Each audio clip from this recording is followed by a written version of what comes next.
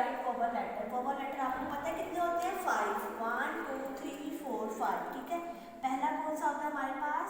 ए।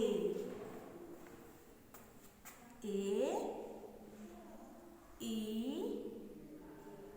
आई ओ you.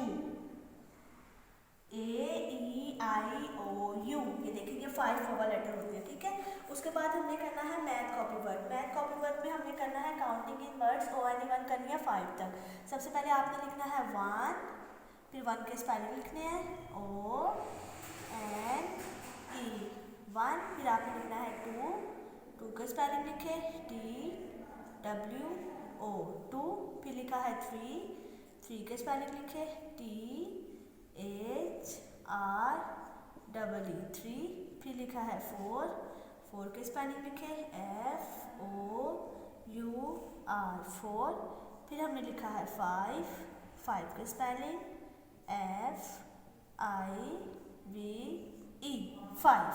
ठीक है, अब हमने लिखने हैं उर्दू कॉपी वर्ड में अजमता वाले अल्फाज। ठीक है, सबसे पहला लफ्ज़ हमारे पास कौन सा था? आम। अलिफ मद्दा मीम साकिन आम। फिर उसके बाद है अलिफ मद्दा जीम साकिन आज। फिर है अलिफ मद्दा सीन साकिन आस। अलिफ मद्दा पे साकिन आप।